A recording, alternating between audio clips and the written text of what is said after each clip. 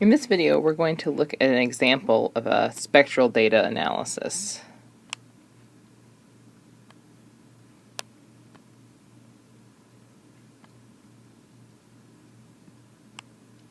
So this is just to help you in what is a very challenging area of organic chemistry, the interpretation of different spectra. So we're going to start out with a formula, C5H10O2. And the first thing that we're going to do is we're going to figure out the double bond equivalence. So if there were a completely saturated system, so no double bonds, then I would expect 2n plus 2 hydrogens. In this system, I have 5 carbons, so n is equal to 5, so 2n plus 2 is equal to 12. I subtract from that the number that I do have, and that gives me 2, which I divide by 2, because for every double bond or ring I lose 2 hydrogens, so that tells me that I have 1 double bond equivalent in this molecule. So next we would move on to an IR spectrum so that we could look at what functional groups were present in our molecule. So again, it's C5H10O2. So I'm going to attempt to sketch an IR spectrum. So I apologize in advance for what this is going to look like, but it will get to the important points. Okay, so here's our IR spectrum, and I'm going to just label our frequencies. So here I've got 2,900 inverse centimeters. This peak here is at 1,740 inverse centimeters. And from here over is the fingerprint region. So there's important information in the fingerprint region, but it's difficult to pick out specific peaks because there's so many stretches that go on in the fingerprint region. So what I can see here is that I have some CH stretching at 2,900. It does not appear that I have an OH. Okay, there's no peak above that CH stretching.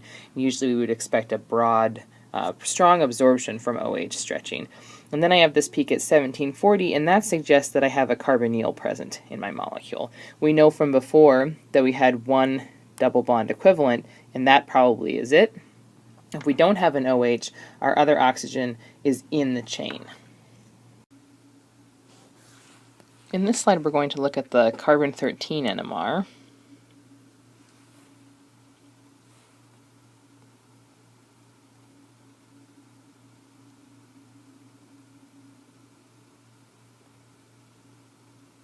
So remember that our chemical formula is C5H10O2. And I'm going to just sketch a carbon-13 NMR. So the carbon-13 will tell us about how many different types of carbons we have, so how many unique carbon atoms, because each unique carbon will give a signal, and then also about the neighbor in terms of electronegativity. So is it shielded or is it de-shielded? This peak at the bottom at about 200 is very de-shielded. And if you look at your chemical shift chart, you'll see that all the way down there at 200-ish is our carbonyl carbon. Okay, so we've got 1 carbonyl carbon. Then we have a peak a little bit below 60, and that would be a carbon atom that's directly attached to a heteroatom. The heteroatoms we have in our molecular formula are oxygens. Remember we said 1 oxygen was inside the chain, and so that must be a carbon that's attached directly to that oxygen. And then upfield we have 3 carbons, all different from one another, that are probably just sp3 hybridized carbons attached to other carbon atoms. So they're shielded and they're upfield. What we do see is that we have 5 unique peaks in the carbon-13 NMR, and so that tells us that there is no symmetry in this molecule. So when we go to put it together, we should have a molecule that is not symmetrical in any way. And lastly, with all the information that we've already gathered, we would look at the proton NMR. So some reminders of what we already know. We have a C double bond O, as evidenced by our IR data and also our carbon-13 data. This fits in line with the 1 double bond equivalent that we have seen. There was no OH, but there was another oxygen, so we think that we have an oxygen inside the chain, and we don't have any symmetry in this molecule because we have 5 unique signals in the carbon-13 NMR. So I'm going to sketch us a proton NMR here.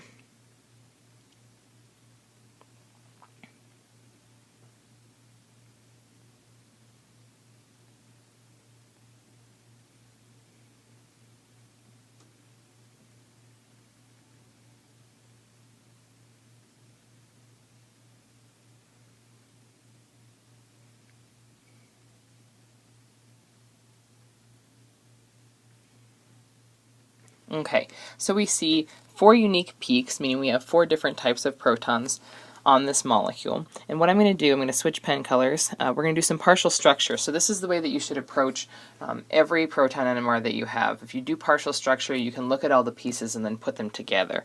So we're going to start out with the integration on this peak that's downfield just above 4. The integration is 2. That indicates that I should have 2 protons on that atom. Very likely that's a carbon atom. So we've got a CH2. Next, we're going to go to the splitting. We have 1, 2, 3 peaks there. That's a triplet.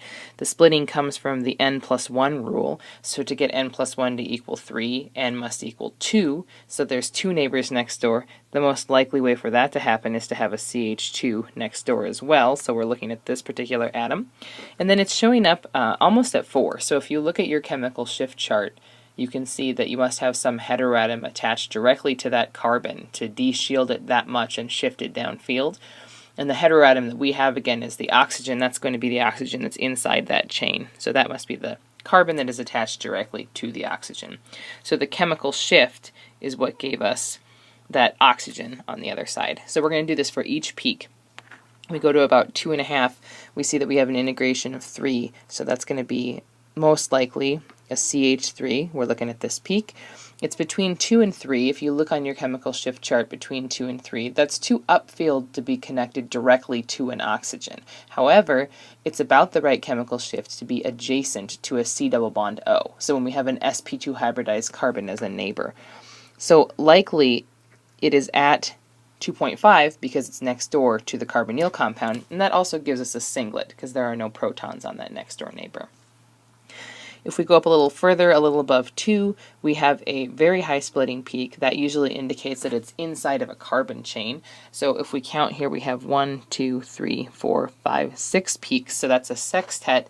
N must equal 5 to get us to 6. So it has 5 neighbors. The integration is 2, so it's a CH2. And the easiest way to have 5 neighbors is to have a CH2 on one side and a CH3 on the other side. And then lastly, we have this triplet, 1, 2, 3. It has an integration of 3, so that's very likely a CH3. And then it's a triplet, so there's probably a CH2 next door. And then that makes sense that it's the most upfield, just a little above 1, because it's very shielded, being connected to only other carbon atoms. So here we're looking at this. Now, what you will see is that there's going to be duplicates in here. So I have more carbon atoms on my screen than I have, and hydrogens than I have in my molecule. So remember, it is C5H10O2. So I've got 1 oxygen in a carbonyl and 1 oxygen in my chain there. Okay, so what I usually do is I go and I look for an end of the molecule. So there's one end. I've got a CH3 next to a C double bond O. And then here's another end, a CH3, and this one's next to a CH2, so it's not the same end, okay? And so then I go looking around for duplicates. So I have a CH2, CH2, CH3 chain, and then I have this other side, CH3, C double bond O. And those are not the same. There's nothing duplicated in those. And so those are probably stuck together, maybe with this oxygen in the middle. So we're going to go to the next slide and take a look at how we might put this together.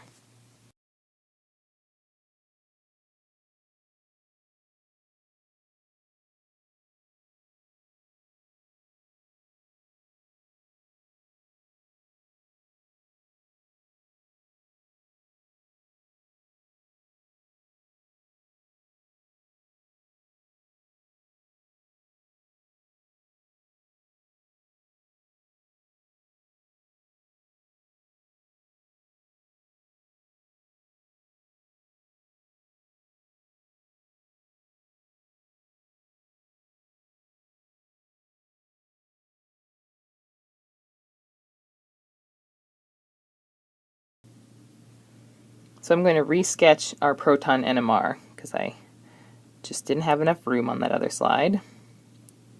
So we had the downfield triplet with an integration of 2, the singlet with an integration of 3,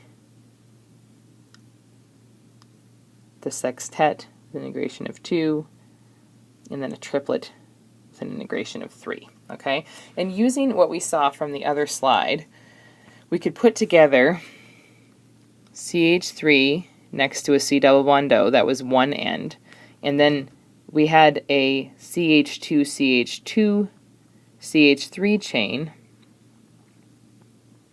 And that one of those CH2s was connected to an oxygen. Okay, so I'm going to label now A, B, C, and D so we can check our work. Okay, so we'll start with A. A has no neighbors. It should be a singlet. It should have an integration of 3, and it should be in an area that's between 2 and 3 because the carbonyl is the next door neighbor, and this is our peak A. Okay, B should be a downfield triplet with an integration of 2, and we see B there. C should be a more upfield because it's between 2 carbons, but a little bit down because there's an oxygen a few away. It's got an integration of 2, and it's got a very high splitting because it's in the middle of a chain. So we see this sextet here, and that would be C. And then the most upfield peak is the furthest away from all the heteroatoms. It's a integration of 3 for that CH3 on the other end, and it's a triplet because it has 2 neighbors. Okay, so this works out. So we have no OH, like we said from our IR. We do have a carbonyl. We have 1 double bond equivalent, and we have the correct number of carbons, hydrogens, and oxygens. So the approach to doing spectroscopy, I'm going to go to the next slide and I'll summarize what we did. Okay, so I'm going to draw just one peak right here in the Proton NMR.